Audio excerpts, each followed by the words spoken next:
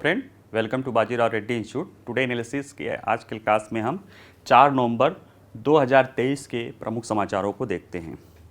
आज जब समाचार देखते हैं तो जिन ऐसे समाचार जिन पे चर्चा की जा सकती है, कुछ तो जैसे रनिंग आर्डर में चल रहे हैं उस पर, जैसे इजराइल वाला तो रोज़ ही हो रहा है, इजराइल हमास या इसी तरह के न्यूज़ जो है वो रेगुलर चल रहे हैं। उस पर अब कितना चर्चा, जब कोई कंक्रीट हो जाएगा तब चर्चा की जाएगी। तो जो ऐसे दो न्यूज़, जैसे कि एक तो दिल्ली में प्रदूषण है ही समस्या जो है, मुंबई में प्रदूषण समस्या था। एक आर्टिकल बहुत अच्छा द इंडियन एक्सप्रेस में लिखा था कि जो भारत की आर्थिक विकास पे जो वायु प्रदूषण का जो है दुष्प्रभाव, उसको करके कि क्या दुष्प्रभाव है, तो उस पर एक अच्छा कई सारे अध्ययन को लेकर उन्होंने लिखा है। तो इस पे पहला न्यूज़ ये हमारा रहेगा। इस पे हम समझने की कोशिश करते हैं कि जो दिल्ली में भी पर्यावरण या वायु प्रदूषण की समस्या है, हर साल होती रहती है। इसी तरह से अभी मुंबई में देखा गया है और भारत के अन्य शहरों में भी वायु प्रदूषण की स्थिति बहुत ख़राब है। दुनिया में जो है विश्व स्वास्थ्य संगठन के जो अनुसार जो 30 सबसे जो है प्रदूषण से प्रभावित शहर हैं, उसमें 20 भारत के हैं। ठीक है, तो ये कहीं ना कहीं चिंता का विषय है, तो उसको समझेंगे। उसके बाद जो दूसरा समाचार है वह है ऑपरेशन कैक्टस। मालदीव में जब से चुनाव शुरू हुआ था और जब से वहाँ पे भारत ऐसे राष्ट्रपति चुनाव जीते हैं जिन्होंने कहा कि वो भारत के सैनिकों को वहाँ से हटाएंगे, ये एक मुद्दा बना है भारत मालदीव के संबंधों को लेके। हालांकि हमने आपको वहाँ के पूर्व राष्ट्रपति और वर्तमान के जो वहाँ की संसद के उसके अध्यक्ष जो है मोहम्मद नाशीद, जो क्या हमने आप लोगों को बताया था कि उनका कहना है कि भारत की ज़रूरत हमें किसी और भी देश से सबसे ज़्यादा है, क्योंकि भारत जो है हिंद महासागर में नेट सिक्योरिटी प्रोवाइडर है। ठीक है, और उन्होंने कहा कि भारतीय सेना का यहाँ रहना ज़रूरी है, क्योंकि दुनिया में कहीं से भी कभी भी हो सकता है कि 100, 150, 200 लोग आ जाएं, क्योंकि मालदीव बहुत छोटा देश है। 100, 150 लोग आ जाएं और पूरे मालदीव की व्यवस्था को डिस्टेबलाइज कर दें। ऐसा ही एक हादसा आज से 35 साल पहले हुआ था, जिसमें श्रीलंका के जो आतंकवादी संगठन थी उसके 80 लोग और 10, 12, 15, 20 लोग जो है, या कर सकते हो 25, 50 लोग मालदीव के मिलके पूरे मालदीव में जो है तख्ता पलट की कोशिश कर लिए थे और लगभग सफल हो जाते अगर भारत ने वहाँ पे इंटरवेंशन नहीं किया होता। तो वो इंटरवेंशन जो किया था ऑपरेशन कैक्टस के रूप में किया था। उसके बाद वहाँ के राष्ट्रपति लगभग जो है 88 की बात है, 1988, 3-4 नवंबर 1988 को ये सारी चीज़ें हुई थी। उस बाद से वो 2012 तक वहाँ के राष्ट्रपति 2008 तक जो है वहाँ के राष्ट्रपति रहे जो है। तो एक तरह से कह सकते हैं कि निश्चित रूप से वो महत्वपूर्ण एक आयाम है, और इसकी वजह से ही जो नासीद जैसे लोग कहते हैं कि भारत की सिक्योरिटी फोर्स का यहाँ होना ज़रूरी है, नहीं तो कोई भी 100-200 आतंकवादी आके उस देश को डिस्टेबलाइज कर सकते हैं। ठीक है, तो आइए चलिए देखते हैं इस चीज़ों को। जहाँ तक पहला न्यूज़ है ये देखिए, अगर कोई दिल्ली में होगा तो इधर देख ही रहा होगा, और भी शहरों के अगर NCR में होंगे तो ये धुंध जो है यह कोई नई बात नहीं है। समाचार पत्रों के द्वारा आप कहीं भी होंगे ये तो दिखाई दे ही रहा होगा, या जो मीडिया न्यूज़ चैनल्स के द्वारा, कि दिल्ली में जो है जो प्रदूषण का स्तर है, यानी कल 3 नवंबर को सुबह जो है वो सीवर प्लस यानी अति चिंता प्लस, यानी जो सबसे खतरनाक स्तर उससे भी ज़्यादा गंभीर हो गया था, और वहाँ पे कई सारी गतिविधियों को रोकने की भी बात चल रही है। ठीक है, तो कहीं ना कहीं ये चर्चा में है ही है। ऐसे में जो है एक जो प्रश्न होता है कि जो प्रदूषण और जो आर्थिक विकास, इन दोनों का क्या संबंध होता है। परंपरागत अर्थों से ये माना जाता था कि जो आर्थिक विकास की क्रिया होगी तो प्रदूषण बढ़ेगा ही बढ़ेगा।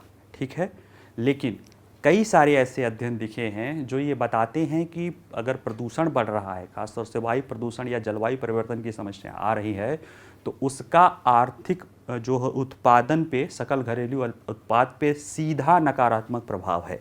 यानी पहले जो माना जाता था कि सकल घरेलू उत्पाद के बढ़ने के साथ साथ प्रदूषण बढ़ेगा, वो कितना सही है कितना नहीं वो तो बात की है, लेकिन अब जो नया रिसर्च आने लगा है कि पर्यावरण प्रदूषण का जो है कहीं ना कहीं देश की अर्थव्यवस्था पे नकारात्मक प्रभाव पड़ता है, उसी को लेके कई सारे अध्ययन हुए हैं। जैसे उसमें आरबीआई ने अपना रिसर्च किया है, आरबीआई ने अपना जो एक अभी हाल ही में अपना रिपोर्ट प्रकाशित किया था, उसमें भी ये बात माना है। विश्व बैंक ने भी इसी तरह का एक अध्ययन किया था, उसमें भी ये बात माना गया है, पूरे वैश्विक स्तर पर लेकर और भारत के स्तर पे भी वो सही है। और लेसेंट एक जो है एक कह सकते हो जनरल है जो स्वास्थ्य को लेकर करती है, उसने भी एक अध्ययन 2021 में किया था, द प्लेनेटरी अध्ययन। उसमें ये बात माना गया है कि भारत में जो है जो विभिन्न राज्य हैं उसमें जो प्रदूषण के कारण जो है उनको लेकर जो जीडीपी पे अंतर है वो राज्यों में अलग अलग है, लेकिन प्रभाव पड़ता है। और वो जो स्थानीय स्तर पे यानी जो छोटे स्तर पे पर्यावरण का प्रभाव पड़ता है उसका प्रभाव समष्टि स्तर यानी पूरे भारतीय अर्थव्यवस्था के स्तर पे दिखाई देता है। और वो 6 तरह से वो भारतीय अर्थव्यवस्था को प्रभावित करता है। भारत के लिए चुनौती क्यों की है? क्योंकि अभी आप देख ही रहे हैं कि दिल्ली में क्या स्थिति है। उसकी वजह से दिल्ली में कई सारी इकोनॉमिक एक्टिविटी बंद करने की बात हो रही है, मुंबई की स्थिति खराब हो रही है। और चूँकि ये दोनों ही बहुत बड़े जो है आर्थिक हब हैं, इन दोनों की आर्थिक गतिविधियाँ अगर इसके कारण प्रभावित हो रही है, और भी बहुत सारे जो शहर प्रभावित हो रहे हैं, जिससे किसी न किसी कारण हमारी अर्थव्यवस्था को भी प्रभावित कर रहा है। इसलिए हमें सोच बदलनी होगी कि आर्थिक क्रियाएं प्रदूषण को ज़रूरी है, क्योंकि उसके बगैर जो है हम सर्वाइव नहीं कर सकते हैं। तो वो जो पर्यावरण प्रभाव है वो उसका अनवांछित उत्पाद है। यानी हमें तो आर्थिक क्रियाएं करनी है, लेकिन मजबूरी है कि हमें पर्यावरण को नुकसान पहुंचाना पड़ सकता है। लेकिन अब हमें समझना पड़ेगा कि पर्यावरण या प्रदूषण को नुकसान हमारी आर्थिक क्रियाओं को भी हैम्पर कर सकता है, चोट पहुंचा सकता है। इसलिए इस पे थोड़ा गंभीर नीतियां बनाने की ज़रूरत है। चलिए आइए और देखते हैं इसको। कई सारा अध्ययन है कि सकल घरेलू वृद्धि और प्रति व्यक्ति आय स्तर पर वायु प्रदूषण का सीधा और गंभीर प्रभाव पड़ता है, जो कि कैसे श्रमिक उत्पादन में कमी हो जाता है, उपभोग आधारित जो सेवाओं में कम उपभोक्ता उपस्थिति हो जाती है, परिसंपत्ति उत्पादकता में बाधा होता है, स्वास्थ्य व्यय और कल्याण व्यय बढ़ जाता है, खास तौर से उत्पादक आय समूह में। मतलब जब प्रदूषण बढ़ता है तो कहीं न कहीं जो श्रमिक लोग हैं, जैसे प्रदूषण के प्रभाव से उनका स्वास्थ्य दिक्कत आती है, उनके कार्य करने की क्षमता में दिक्कत आती है, ठीक है, उनके कार्य करने के घंटे घट जाते हैं। और जैसे इसी प्रदूषण बढ़ने से जो और गंभीर होता है, जलवायु परिवर्तन के कारण, गर्मी बढ़ने के कारण जो कई सारे जो है, जैसे विश्व बैंक ने बताया कि जो जलवायु परिवर्तन के कारण अगर 2030 तक देखा जाए तो दुनिया में कई करोड़ जो है जो वर्किंग आवर है वो घट जाएंगे केवल गर्मी बढ़ने से। आप लोग खुद भी महसूस करते होंगे कि अधिक गर्मी पड़ने से हमारी उत्पादकता कम हो जाती है, ठीक है। और इसी तरह से जैसे उपभोग आधारित, जैसे अगर हमें कोई चीज़ बाहर जाके मार्केटिंग करनी है, कोई चीज़ खाना पीना है या इस तरह की चीज़ें हैं, इस प्रदूषण में जब दिल्ली में कहाँ कोई बाहर निकलेगा, बहुत ज़रूरी काम के लिए तो कोई निकलेगा नहीं, लोग अपने आप को अपने घरों में बंद कर लेते हैं। यहाँ तक कि जो इंडोर सर्विस इंडस्ट्री होती है वो भी प्रभावित होने लगती है, क्योंकि प्रदूषण के जद में लोग आने लगते हैं तो वो बाहर निकलने से बचने लगते हैं। और कई तरह से कई लोग जो गंभीर, जैसे जिनको सांस की बीमारी है या इस तरह की चीज़ें हैं, उनको तो काफ़ी खतरा उत्पन्न हो जाता है, ठीक है। तो ये सारी चीज़ें, ये बात कही गई है। और ये भारत जैसे देशों के लिए और भी चिंताजनक है, क्योंकि दिल्ली एनसीआर में जो हमारा प्रमुख आर्थिक केंद्र है, अब सर्दी की शुरुआत में हर साल उच्च प्रदूषण की स्थिति दिखती है, ठीक है। अभी हाल ही में मुंबई में नहीं दिखता था, लेकिन दक्षिण पश्चिम मानसून की वापसी के बाद से प्रदूषणकारी धुंध से निपटने के लिए भी संघर्ष कर रहा है। होता क्या है, जैसे मुंबई जो है वो तटीय इलाका है, तो जैसे वहाँ पे कोई प्रदूषण होता है तो जाहिर सी बात है दिन में गर्मी बढ़ती है, प्रदूषण होता है तो सागरी हवाएं उसको आके, ठंडी हवाएं, भारी हवाएं उसको भर के और वो फिर फैल जाता है, ठीक है। लेकिन जब मानसून दक्षिणी पश्चिमी लौट रहा है तो उन हवाओं को, उधर से सागरी हवाओं को कमज़ोर करके वहाँ पे एक इकट्ठा कर दे रहा है प्रदूषण को। इसके कारण वहाँ भी समस्या आ रही है। और दिल्ली में तो स्थिति ये है कि आसपास का जो प्रदूषण होता ही है, जैसे सर्दियाँ आने लगती हैं हमारी ठंडी होके बैठने लगती है, इसीलिए सुबह का जो है प्रदूषण और बढ़ जाता है। हालांकि कुछ अच्छी बातें कह सकते हो मौसम को लेकर ये है कि 7 नवंबर के आसपास वेस्टर्न डिस्टर्बेंस या पश्चिमी विक्षोभ के आने के कारण उम्मीद है कि वर्षा हो जाए, और वर्षा हो जाने के कारण जो ये प्रदूषण होता है खासतौर से जो पार्टिकल 2.5 रहता है वह पानी के साथ जो है बह जाता है, और उससे जो है प्रदूषण से काफ़ी राहत होने की उम्मीद है। ठीक है, तो अभी ये इसलिए है।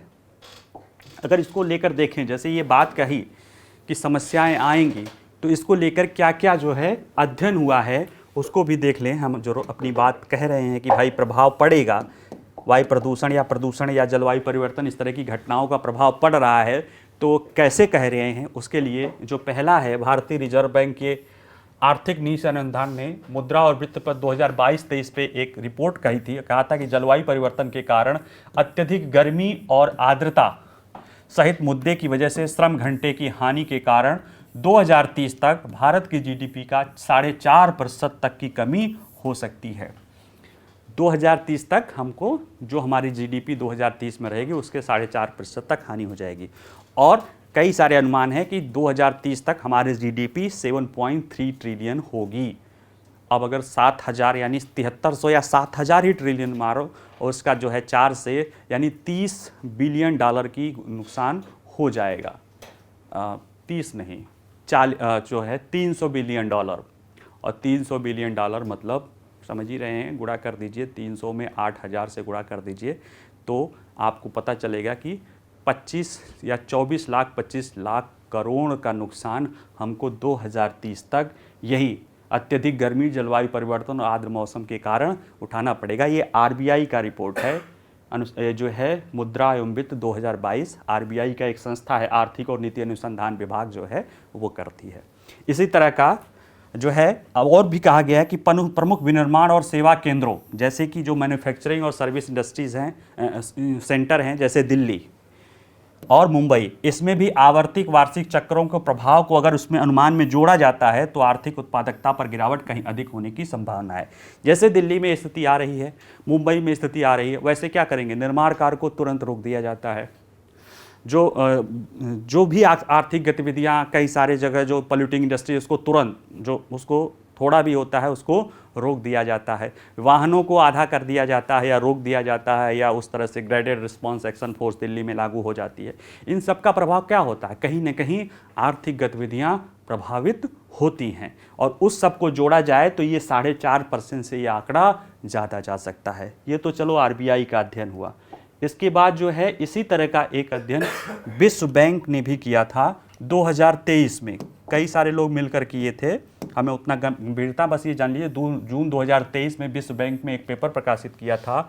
उसमें स्पष्ट साक्ष्य की ओर इशारा किया कि स्वास्थ्य, उत्पादकता, श्रम आपूर्ति और अन्य आर्थिक रूप से प्रासंगिक परिणामों पर वायु प्रदूषण की अच्छी तरह से प्रलेखित माइक्रो लेवल का प्रभाव पड़ता है, जो समष्टि स्तर यानी पूरी अर्थव्यवस्था के स्तर पर प्रभावों को जोड़ते हुए सकल घरेलू उत्पाद में साल दर साल आधार पर परिवर्तन में देखा जा सकता है। यानी इन सारी चीज़ों में जो स्वास्थ्य, उत्पादकता, श्रम आपूर्ति आदि में जो माइक्रो यानी छोटे स्तर पे जो प्रभाव देखे जाते हैं, उनका बड़ा प्रभाव पूरे भारत की अर्थव्यवस्था मैक्रो स्तर पे यानी समष्टि स्तर पे देखा जा सकता है। ये आरबीआई जो है विश्व बैंक के एक पेपर में ये बात आई। इसी तरह का एक अध्ययन लेसेंट प्लानिटरी हेल्थ अध्ययन 2021 में किया गया था। उसने पाया कि भारत में जो है राज्य सकल घरेलू उत्पाद के अनुपात में 6.67 से लेकर 2.1% तक आर्थिक नुकसान के बड़े अंतर दिखाई देंगे प्रतिवर्ष। जो है 0.67% से लेके 2.5% तक ये इसके प्रभाव जो है प्रदूषण के दिखाई देते हैं। और ये अंतर जिन राज्यों में प्रति व्यक्ति जीडीपी कम होगी उनमें ज़्यादा दिखाई देता है। जैसे कम प्रति व्यक्ति वाले जीडीपी वाले राज्य जैसे उत्तर प्रदेश, बिहार, राजस्थान, मध्य प्रदेश, छत्तीसगढ़ में सबसे बड़े नुकसान होने की संभावना है। क्यों?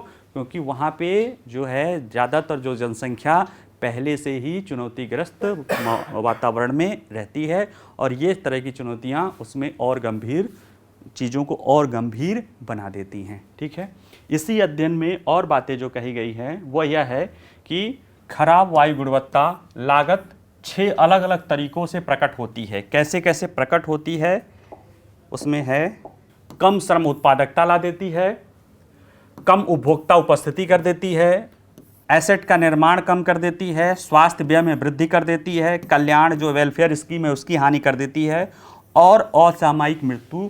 ये 6 तरीकों से जो वायु की गुणवत्ता है वह जो है कहीं ना कहीं अलग तरीकों से लागत को जो है प्रभावित करती है, या हमारे देख लीजिए हमारे कम श्रम उत्पादकता, प्रदूषण के कारण श्रम की उत्पादकता कम हो जाती है, उपभोक्ता की उपस्थिति कम हो जाती है, जो खासतौर से फास्ट आप जैसे कह सकते हो कि होटल्स हैं या इस तरह की जो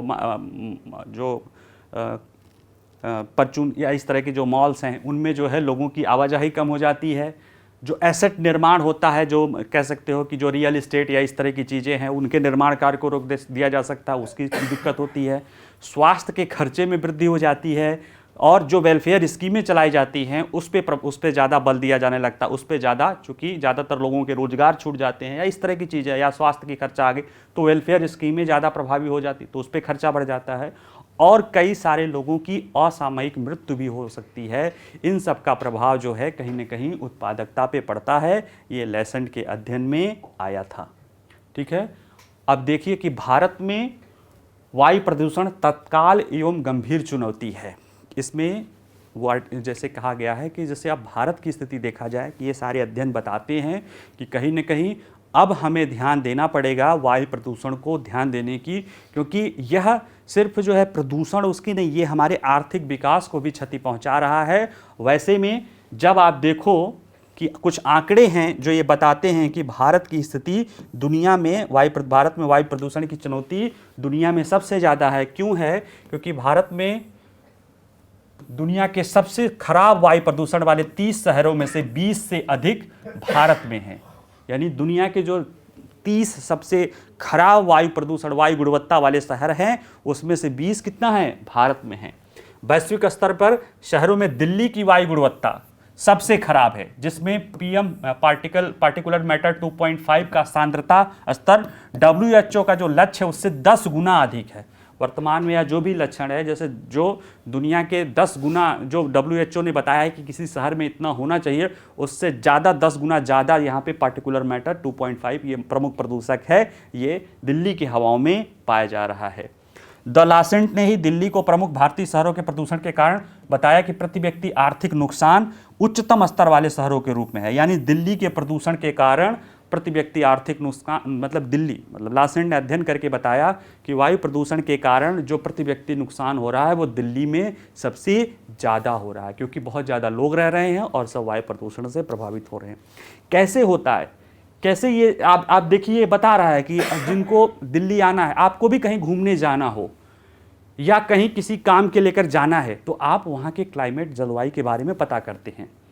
अब जिनको दिल्ली जाना हो नॉर्मल काम से, अब भाई इमरजेंसी होगा तो वो आदमी आएगा, लेकिन अगर कोई ज़रूरी काम हो या टाल सकता है तो वो क्या करेगा? वो टालने की कोशिश करेगा, क्योंकि दिल्ली या मुंबई जहाँ पे इस तरह की प्रदूषण की समस्याएं हैं, हम भारतीय तो भी आ जाएं, लेकिन अगर बाहर के किसी व्यक्ति को घूमने आना है या कोई बिजनेस उसको लेकर आना है और बहुत इमरजेंसी नहीं होगा तो वो क्या करेगा? वो टालने की कोशिश करेगा।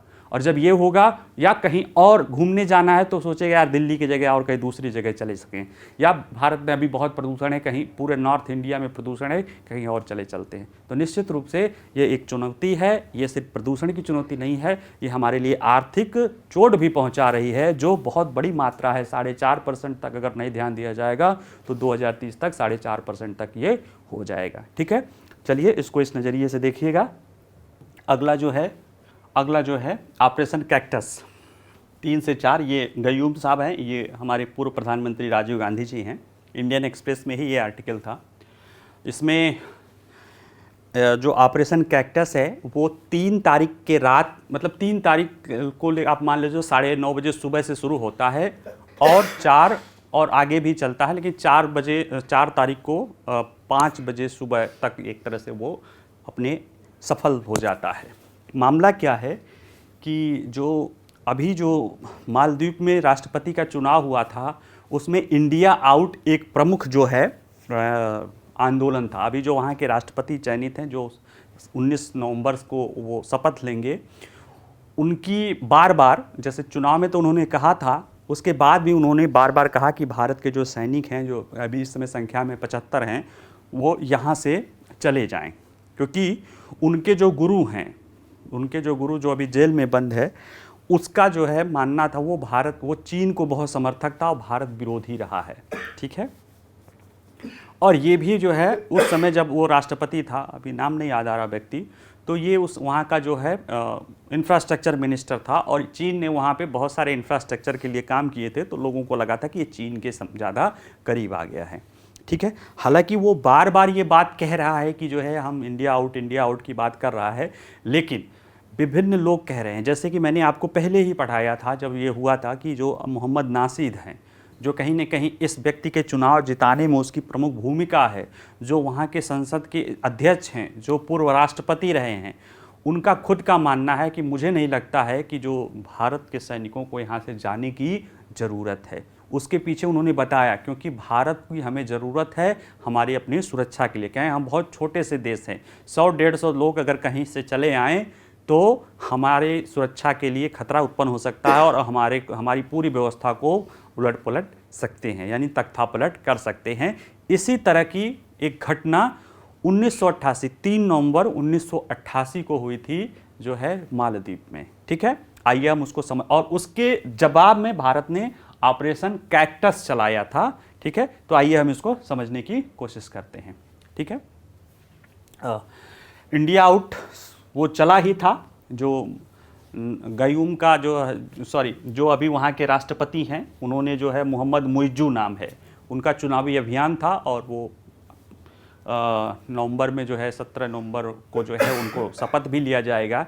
ऐसे में कहीं न कहीं भारत की उपस्थिति को लेकर वहाँ पे एक थोड़ा सा नकारात्मक है, ऐसा लोग कहते हैं। ठीक है। हालांकि मोहम्मद नासिद ने कहा कि ये मीडिया की चलाई हुई बात है, मीडिया ही वहाँ पे एक क्रिएट कर रही है कि जो है खासतौर से वेस्टर्न मीडिया की चीन और भारत को लेके टकराव है। लेकिन कई बार होता है कि जैसे जो वर्तमान के राष्ट्रपति जो चयनित हैं, अभी हैं नहीं, जो चयनित हैं उन्होंने जो है 2-3 बार कहा है कि भारत के सैनिकों से हम कहेंगे कि वो यहाँ से हटा ले। हालांकि वो भारत के सैनिक वहाँ पे मालदीव को ही ट्रेनिंग आदि देने के लिए, जो हमने वहाँ पे विमान दे रखे हैं, उस सबको चलाने संचालित करने के लिए ही वहाँ पे हैं। ठीक है। हम अपने खर्चे पे मालदीव की सुरक्षा कर रहे हैं, उसमें कहीं ना कहीं हमारा भी हित है, क्योंकि मालदीव हिंद महासागर में स्थित है, और हम वहाँ पे नहीं चाहते हैं कि चीन की उपस्थिति हो। और ऐसे संदर्भ में जबकि भारत हिंद महासागर में नेट सिक्योरिटी प्रोवाइडर के रूप में उभर रहा है, खास तौर से अभी तक जो ये भूमिका अमेरिका निभा रहा था, वो खुद अब चाहता है कि भारत हिंद महासागर में नेट सिक्योरिटी प्रोवाइडर रहे, क्योंकि वो अपना फोकस पूरी तरह से पैसिफिक क्षेत्र पे करना चाहता है। ऐसे में वो दोनों को, फिर भारत इधर उसका क्लोज एलाइड है और उधर वो रहेगा। हालांकि दियागो गार्सिया जो है हिंद महासागर के जो बीच में स्थित है, वहाँ पे उसका सैन्य अड्डा है, और वो कहीं न कहीं सबसे बड़ी नेवल सुपर पावर तो है ही है अमेरिका, फिर भी वो चाहता है कि हिंद महासागर में भारत नेट सिक्योरिटी प्रोवाइडर हो, यानी कोई भी बात आए तो जैसे अभी अमेरिका हर जगह सिक्योरिटी प्रोवाइडर है, वैसे वो आए। ठीक है। ऐसे में मालदीव के लिए संभव नहीं है कि वो भारत की अवहेलना कर सके। ठीक है। लेकिन वहाँ पे कई सारी ऐसी चीज़ें हैं जिसकी वजह से थोड़ा सा माहौल जो वहाँ पे ऐसा है कि वो एंटी इंडिया है, कुछ लोग मानते हैं। उसके बावजूद भी एक घटना जो भारत ने वहाँ पे सैन्य कार्रवाई की थी ऑपरेशन कैक्टस के नाम पे, उसको बड़े सम्मान और आदर से देखा जाता है। ठीक है। यानी भले भारत का विरोध है, लेकिन आज भी 35 साल बाद भी एक ऐसा ऑपरेशन भारत ने किया था, ऑपरेशन कैक्टस, सैन्य कार्रवाई वहाँ किया था, जिसको आज भी सम्मान और आदर की दृष्टि से देखा जाता है, क्योंकि इस कार्रवाई के द्वारा भारत में वहाँ पे जो अभी तक के इतिहास में सबसे बड़ा सैन्य तख्ता पलट का सबसे बड़ा तख्ता पलट की जो कार्रवाई हो रही थी, उसको रोकने का कार्य किया था। ठीक है। तो ज़रा इसको समझें कि क्या हुआ था। मालदीव में तख्ता पलट का एक दशक रहा है। देखिए, मालदीव भारत के जो है दक्षिण पश्चिम में स्थित एक द्वीपीय, जो कह सकते हैं मूंगा कोरल द्वीप है। वहाँ भारत से तिरुवनंतपुरम शहर से जो है कह सकते हैं कि 600 किलोमीटर से थोड़ी अधिक दूरी पर है और वहाँ भारत उसका सबसे प्रमुख सहयोगी है। ठीक है।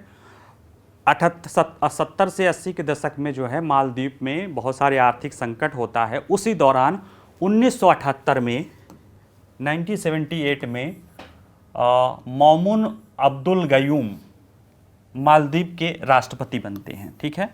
हालांकि ये बनते तो हैं 78 में, लेकिन इनका जो बनने के साथ ही चूंकि वहाँ परिस्थितियाँ थी तो वहाँ पे कुछ लोग जो है इन्हें अपदस्थ करना चाह रहे थे।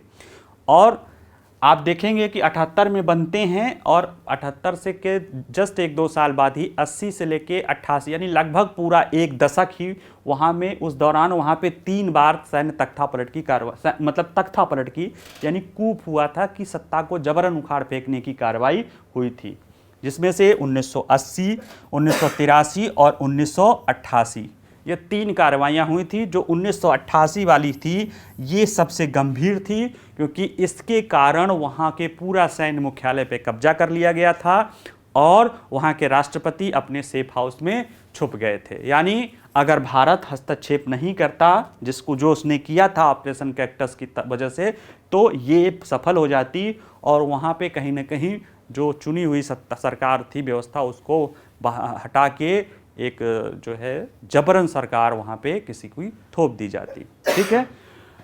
हालांकि उसके बाद जो है ये आगे भी 78 में चुने गए थे, 88 में सबसे गंभीर इनके सामने खतरा गयूम के आया था, लेकिन उसके बाद ये तकरीबन 10-20 साल और रहे, 2008 तक रहे थे, यानी उन्होंने पूरा 30 साल शासन किया।